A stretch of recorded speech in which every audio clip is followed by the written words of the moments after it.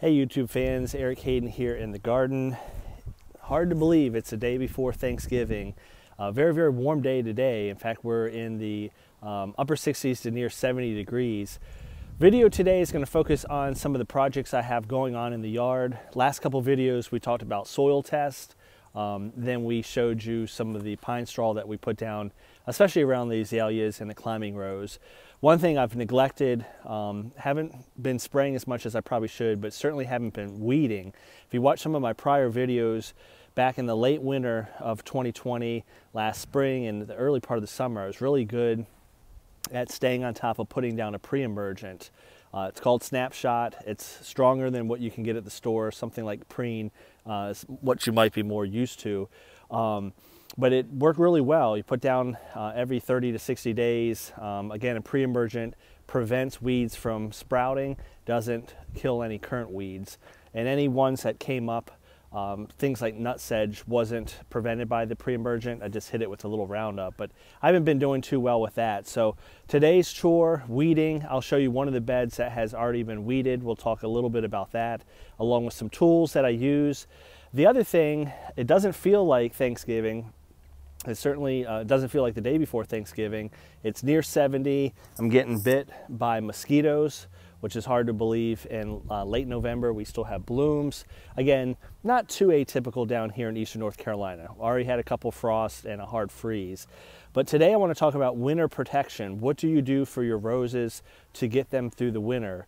Certainly not doing a lot of that here in eastern North Carolina, but I do have experience with that heading up to my time in New York State. So first things first, gorgeous day as I mentioned, but it's still amazing to me, even at this southern latitude, the low sun angle. Look at all this shade through this azalea bed, the Coco Ross rain gauge, the climbing rose, and the blueberries. These tall pine trees are, my neighbor's trees, but when that sun angle is high, this whole bed, outside of maybe first thing in the morning where it gets shade from the fence, it gets complete full sun in the summertime. We're just an hour or so past noon, so the highest sun angle of the day, and here the latter part of November, it's still quite shady because of that low sun angle. It's always interesting to me as a meteorologist to see that in the garden itself. So first things first, the weeding. This bed's looking much, much better. And it's not taking too long. I still need to go back and get some of the black spot leaf debris that have fallen down. That's always a good idea when you're weeding as well. You can see some of the blooms, and I've got 6 more beds to go. And a lot of this is my own fault. I don't know what this particular weed is called. But when I put the pre-emergent down in the springtime and was religious with it, these types of weeds just would not come up. The only thing that it did not prevent was nutsedge, and I have some of that. That I think is an annual weed. I could be wrong, or maybe it just is a perennial that will come back after it warms up again, because it died. Either my Roundup got it or the frost. I don't know, I'm losing track of time here, but that pre-emergent didn't prevent every single weed, but for the most part it made the beds look a lot better. So I've got to get in there and pull some of these weeds up. And then it's going to rain a couple times over the next 10 days. So once I get those weeds up, I'm going to put a pre-emergent down for any of these winter weeds. I don't want them to pop back up. It's usually best late winter through spring, your big weed season, to put down that pre-emergent, but you can also have fall and winter weeds, especially when you're in a warmer climate like this. My main tool is just a regular garden hoe. Usually go around each bed and loosen the soil and the weeds where I need to. So I'll just kind of go by them and loosen them really good. I got to be careful because in here is some drip irrigation. Then once I've loosened everything, then I will go ahead and pull them. If they're close to the rose itself, I'll use a tool my mom got me a while ago. This is really good for getting in the cracks between concrete as well, but I like it to get a little closer to the rose itself. I have some more flexibility with it versus the big head that is on the standard garden hoe, so I like that as well. You'll notice I collect the weeds in a 17-gallon container. I wish I had a pickup truck. I don't. So these containers serve as my pickup truck. I collect the weeds and take them to the dump where they compost them, and then I get compost from the dump in these containers, and you can see some previous videos on that. I used to pile the weeds up over here in my compost pile. If you're good about turning it and the compost pile heats up, it will kill the weed seeds. Of course, I never did that. But all that broken down weed mass and lawn is now my bed for the crepe myrtle and the azaleas. Incidentally, I had a tremendous amount of weeds that came up after I planted these, but I just weeded this bed, sprayed some Roundup, then hand weeded after a couple weeks, whatever I missed, and then just put some pre-emergent down and then the pine straw. The whole reason for weeding first, again, the pre-emergent does not kill anything that's already there. So I could put it on this bed right now. It's not going to do anything about those two weeds. It'll prevent future ones, but it doesn't like to be disturbed. It sits on the soil surface. So if I put it down and then came in here with my garden hoe and disturbed the soil, that would negate the effectiveness of the pre-emergent. So the process goes: weed, clear out your garden, then apply your pre-emergent, and you're done. If you already have mulch, I just apply it on top of it. I don't think it's a really big deal. If you haven't done mulch, let's say you're doing this in the wintertime, I would pre-emergent after the weed pulling, then do the mulch in that order. So again, if you've already put the mulch down, I don't advise taking it up. Last thing I want to talk about is winter protection. I used to live in upstate New York. So it was, you know, many winters in the single digits and also below zero a handful of times a year. So our winter protection started when we planted the rose, whether that's fall, which was a really good time for planting up there. I'll show in a video coming up. I tend to pot roses up in the fall here, but despite the harsh winter, it was best to plant it before the snow started flying. The roses would be dormant and they would lay low and then be ready for growth in the spring. But up there, we started by planting our bud union above the ground. If you have a roses that has been grafted, this bud union, the top of this is your variety. So in this case, Mr. Caleb. Below this is your rootstocks. In this case, it's Fortuniana. So up north, we would grow on Multiflora, sometimes Dr. Huey, but whatever we did, the heartbeat of the rose, this bud union, got planted 3 or 4 inches below the ground. And what that would do is, in a harsh winter, these canes would die back. In some cases, only a couple inches above the ground. But even if they died back all the way to the ground itself, as long as the bud union lived and maybe some canes right above it, you'd prune the dead back and the rose bush would be fine.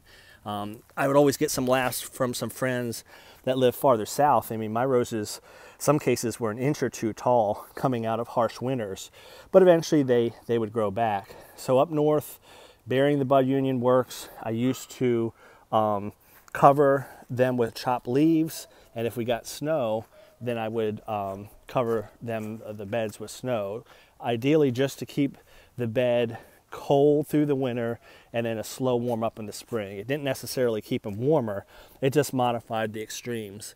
This rose caught my attention. This is a Ring of Fire, excuse me. Ring of Honor is a wrestling promotion. So anywho, so up north, bud union above the ground or below the ground, cover it with some leaves. I know some upper Midwest climates, they'll also wrap contraptions around it, whether it's cardboard or leaf collars, and really insulate the rose from the harsh extremes. Again, it doesn't keep it warm as much as it modifies the temperature. So if they get a warm January day, the rose and the ground stays cold so it doesn't break dormancy. Here in eastern North Carolina, we don't do any of that. My Fortuniana or my Multiflora and Dr. Huey, I still plant near the ground level because with our harsh winds and the hurricanes, that kind of acts to anchor the rose. But the majority of my roses are planted on Fortuniana, and if I were to plant this graft below the soil, it could go back to own root. Up north, that's not such a bad thing. But down south, the reason why we plant on Fortuniana is it's a root stock that is resistant to nematodes. If it goes back to own root, I lose all those properties. So most of my grafts are planted above the ground. So I'm kind of a little riskier in the sense that, yes, we don't get as cold as up north, but if we do get cold, my bud union is fully exposed. It doesn't have any soil above it to protect it. And the result of that is these can be quite tender, especially the first year. So this is Cajun Moon. This was planted in fall of 2018, or 17, excuse me. So it was one of the second or third beds in the rose garden, ordered from K&M. In January of 2018, we got down to 7 degrees, and I was ready to junk this rose. I've kept it. I have 2 backups on Multiflora from Steve Singer, but you can see this graft looks kind of gnarly. Some of it died back, but above it stayed Cajun Moon, and it's kind of hanging in there. But it took a beating that first winter because it wasn't even a year old in my garden, and 7 is extremely cold for down here. Again, up north, you guys might laugh, oh, you got to 7 one morning, that's not that bad. Keep in mind, again, our grafts are 2 to 4 inches above the soil line, not 2 to 4 inches below. Now, so we kind of went through the whole gamut. Obviously, we do things different down here. How do we winter protect? It's all about going into the winter strong. I've got some disease on the plants, but if you have a mature, healthy bush, that along with the variety, to me, are the 2 most important factors. So even up north, you can do all the protection in the world, but if you're trying to grow Marilyn Monroe or Ring of Fire, something that is winter tender, it's going to be difficult. And if it's a new planting, it's going to be difficult. Versus something that has some more hardiness to it or maturity, it's going to have more of a chance going through the winter. So for example, while we don't protect the roses here, this Mr. Caleb should be in good shape. It's been going on almost 3 years in the ground, and it's got a real big bud union, so we should be good to go. The one thing you can do anywhere, I did it more up north where, again, our margin of error was less. You don't want to deadhead your roses in the fall. You want to let them, the petals either just fall off, or if you want to keep a clean garden, you can just pull the petals off and let the hips or the seed pods form on the rose itself. By doing that, that's signaling to the bush that, hey, winter's coming. The whole goal of a flower is to reproduce. And by doing this, removing the petals, it's going to go to seed. It's going to signal to the rose that the growing is done. It's not going to stimulate any new growth. If you were to deadhead or do some light pruning, that's signaling to the rose to keep growing. And it makes it a little bit more vulnerable for winter protection. Again, my 2 key points though are, if you have a variety that is more cold hardy, and especially a more mature rose, some of these little tips aren't going to matter as much. They're going to be okay no matter what. That's Let Freedom Ring, just an outstanding rose. But if you have a newer plant, you live in a harsher climate, you may need to do these little tips, that's Zach Noble's, to get the roses through. I see the video is going a little long, so we'll wrap it up. I'm going to continue weeding. I'll do an update on that when we're done.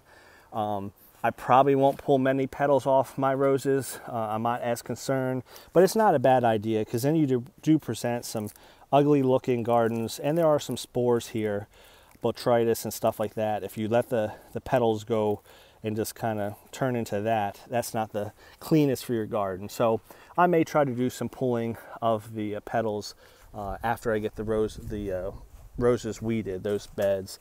And I will say, if we have an especially cold snap coming, I may try to lightly cover a newer rose, not a more mature one, but an example would be like this Ring of Fire.